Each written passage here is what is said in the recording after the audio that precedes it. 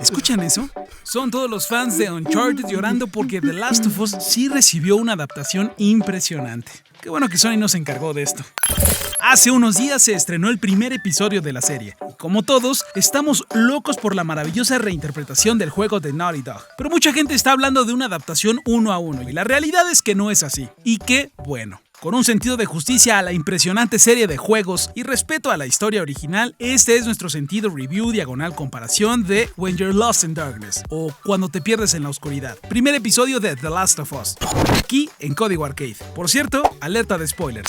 La historia de The Last of Us es de un mundo postapocalíptico en el que un hongo infeccioso que torna a los humanos en criaturas asesinas ha devastado al mundo y a la sociedad como la conocemos. Los sobrevivientes viven en zonas de cuarentena férreamente salvaguardadas por la milicia y también en grupos rebeldes que se oponen al control militar. Todos ellos viven en una lucha contra los infectados, que son cuerpos controlados por este hongo. Nuestro protagonista es Joel, interpretado por el mismísimo Pedro Pascal, quien se ve orillado a tomar un trabajo clandestino en el que debe escoltar a una pequeña niña llamada Ellie, encarnada por Bella Ramsey, a través del país en un misterioso viaje.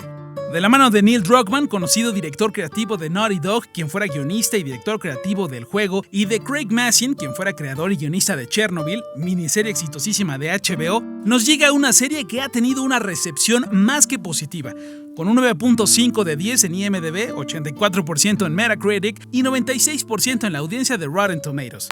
La serie tiene como prólogo un segmento televisivo de los años 60 en el que se discuten pandemias y sus posibles causantes y consecuencias. Aquí ya nos van adelantando que el origen de lo que nos llevará al colapso de la civilización como la conocemos serán los hongos. Esto es algo nuevo en la serie, pero no se siente forzado y ayuda al contexto. Saltamos al 2003 en un día normal de la familia Miller desde los ojos de Sarah, la pequeña hija de Joel. Desayunan en familia y conocemos a Tommy, hermano de Joel, salen a trabajar y conocemos a los Adler, unos vecinos de la familia. Sarah tiene clases y saliendo lleva a arreglar un reloj muy importante para Joel. Regresa a casa y pasa un rato con los vecinos donde se nos adelantan los horrores que se nos vienen. Toda esa sección es algo que no vemos en el juego, pero podría fácilmente ser algo que solamente no se nos mostró y se siente como una buena expansión de la historia para la serie. Llega la noche y el juego y la serie se empalman por primera vez. Aunque hay ligeras diferencias, la esencia de las escenas se mantiene intacta. Sarah le entrega el reloj reparado a Joel, que en el caso del juego es un reloj nuevo, bromean un poco y ven una película. Es muy cool ver cómo integraron esto de la segunda entrega del juego, donde se cuenta que Joel es muy fan de las películas de acción. Sarah se queda dormida y Joel recibe la llamada de Tommy para que lo saque de prisión. Esto cimienta más el hecho de que no estén en casa para cuando Sarah despierte, además de que nos cuenta sobre los personajes y su relación,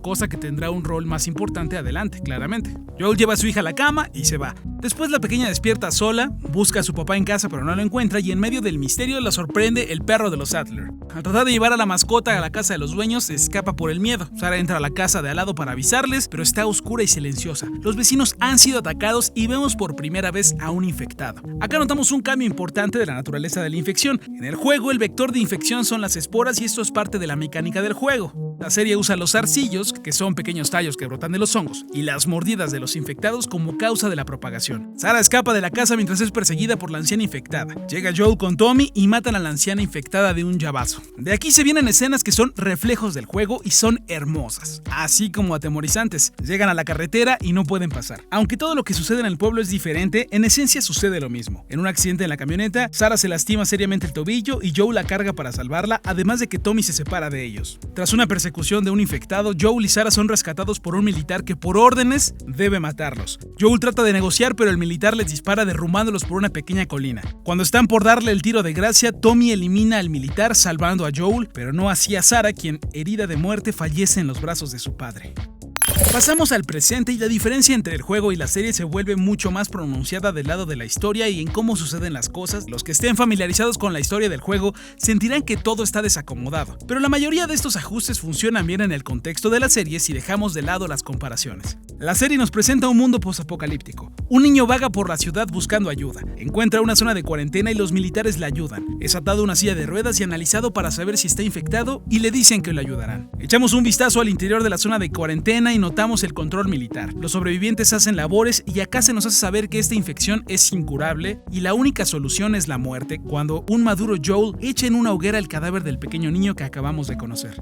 Joel pasa entre una multitud que se agrupa para ver la ejecución de unas personas que violaron las normas internas buscando escapar. Ahí vemos que Joel es un traficante cuando cambia unas tarjetas de ración por unas pastillas a un militar. Además negocia un soborno para salir y una camioneta, pero sin batería. Pasamos con Tess y le tronaron el hocico los compinches de Robert y ahora este man no quiere que hable con Joel ni de la golpiza ni del hecho de que, nos vamos enterando, la estafó tomando el dinero de una batería que no le entregó. Después hay un ataque random de las luciérnagas, un grupo de rebelde que busca la libertad.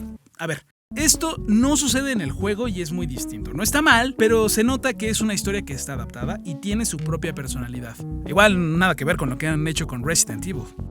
En esta versión de HBO hay un plan para conseguir una batería de un auto. ¿Para qué? Bueno, Joel está armando un plan para encontrar a Tommy. Para eso el auto y hasta pide información con este personaje, que no necesariamente está en el juego, por cierto. ¿Para qué? Al parecer es solo porque está preocupado por Tommy y teme por su seguridad. Más adelante Joel dice que las luciérnagas lo pusieron en su contra. Esto de buscar a Tommy pasa en el juego, más o menos. La verdad es que Joel no está precisamente preocupado por encontrar a su hermano y vivía contento, deprimido, borracho y traficando.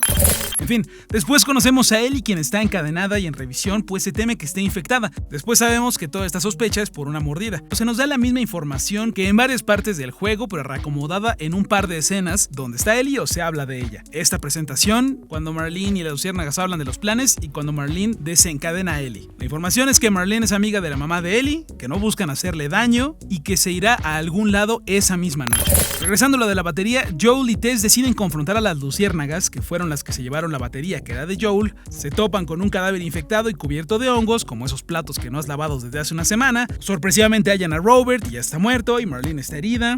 Y Ellie ataca a Joe y conversan sobre el trato, acepta hacer una chamba a cambio de una camioneta y batería y todo, para el departamento, que en el juego en realidad es más cercano al muro, no el mismo en el que estaban. Matan tiempo y parten, escapan en la noche y tras pasar el muro los encuentra un militar, que aquí en la serie resulta que es el mismo de las pastillas. Lo matan y se van partiendo en el viaje, que es de lo que se trata toda esta historia. Sí, es como en el juego, pero acá está acomodado para una narrativa lineal, como ya hemos dicho.